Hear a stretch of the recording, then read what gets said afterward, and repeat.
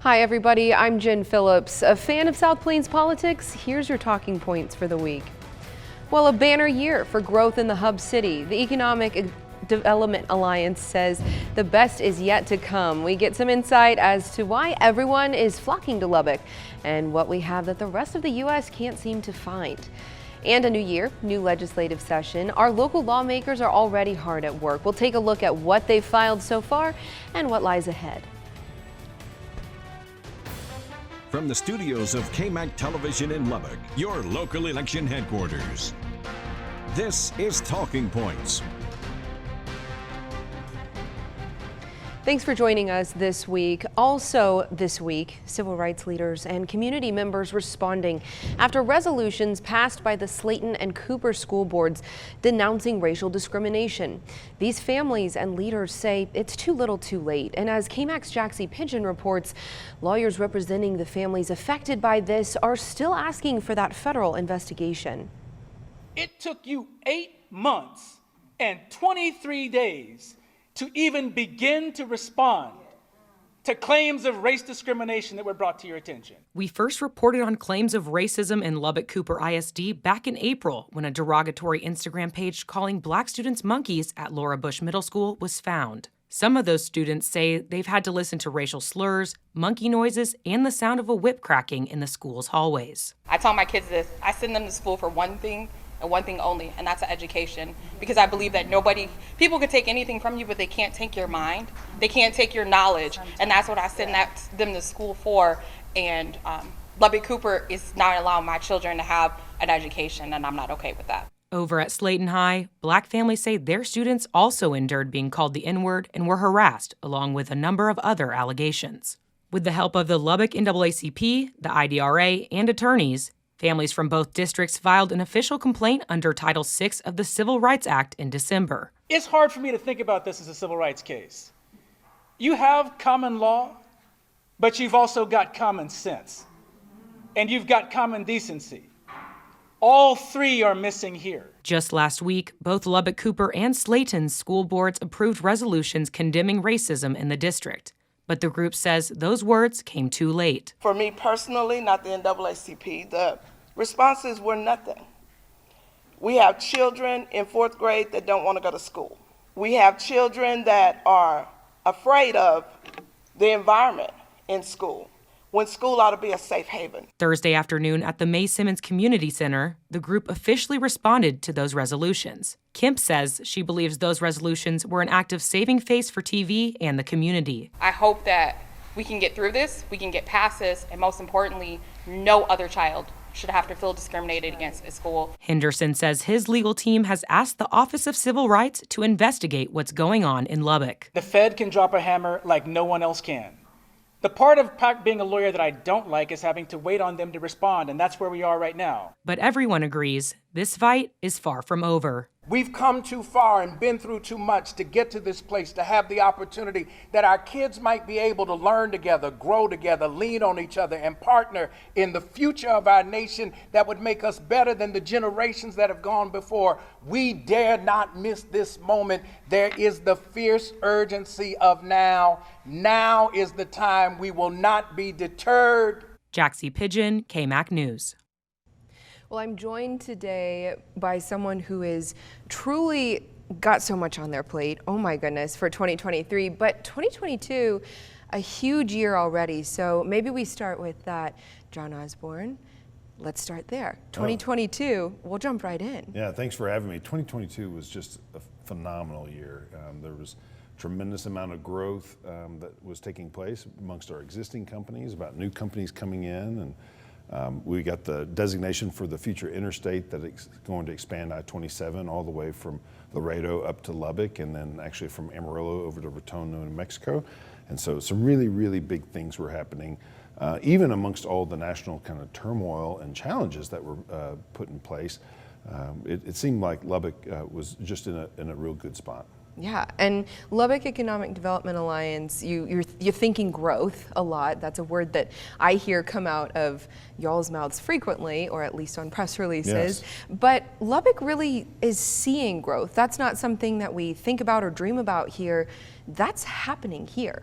Yeah, it really is. In fact, we work with our existing companies to try to get them to grow. We work with new companies that are looking to enter the marketplace. But we are also working to attract and retain talent here to help fill those positions. And we saw, in fact, over the last roughly 8 years, we've seen equal amount of job growth as in labor force growth. So that's really, really good to see that we continue to grow as a community and be providing for this next generation of workers opportunities to better themselves, provide for their family, and also to make Lubbock their home. Yeah, absolutely. And I know that there's some big names attached to the year 2022, Leprino being one of them. Yes. That's huge. Talk to me a little bit about what this year brought in terms of specific growth. Like, there's real numbers on the table here. Yeah, Leprino Foods is one of a company that many people have not heard of, but they actually manufacture mozzarella cheese that goes onto your pizzas, among other things. And they needed to grow, and they saw demand increasing, and they looked to put a new manufacturing facility over on the east side of Lubbock, just north of 19th Street, east of the East Loop. That's actually under construction right now. It's going to take all the way until the end of 2024 to actually become operational. But it's $1 billion investment and over 600 jobs coming to our community.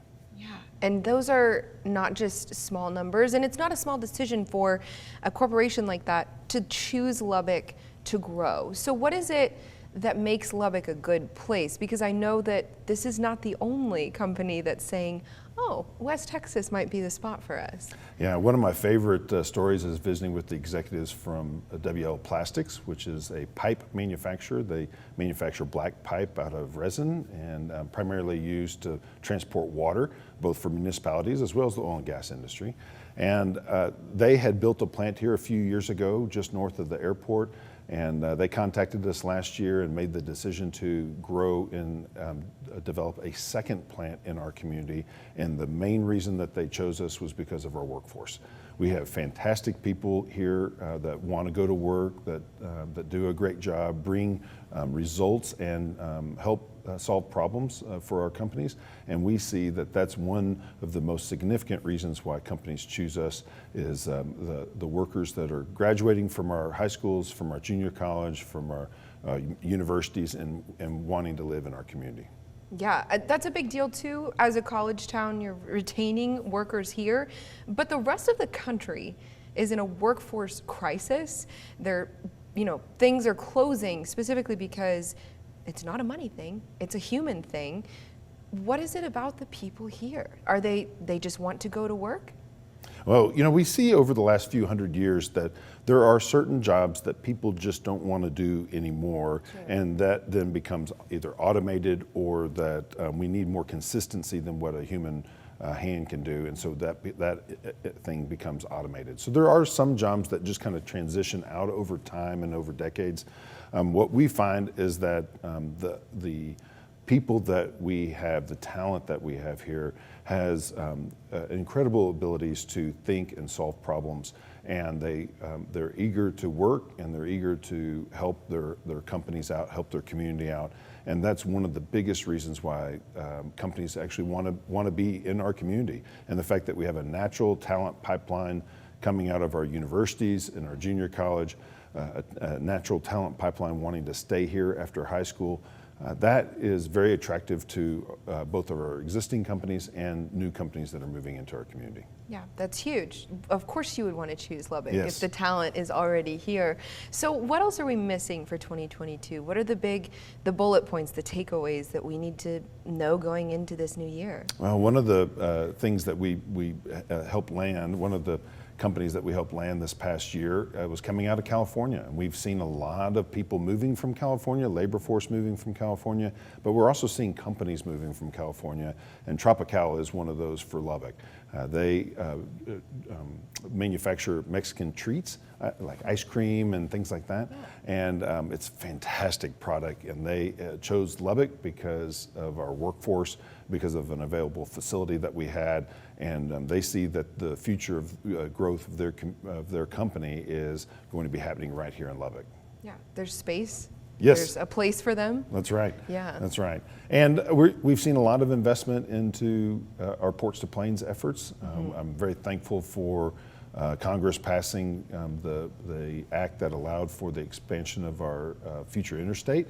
And we're seeing that the Texas legislature is looking very positively at the need to invest in that infrastructure, because we as a state are continuing to grow both in population and companies, and we need more north-south interstates. Yeah, that's a big deal. It's going to be huge for this area. And when you're valued by your lawmakers, that's a really good thing. Yes. Yeah, well, we'll talk more about that in just a minute. Thank you so much for being here. Well, a new grant for law enforcement and protections for free speech in college. The ideas our local legislators are taking to Austin this session. Next.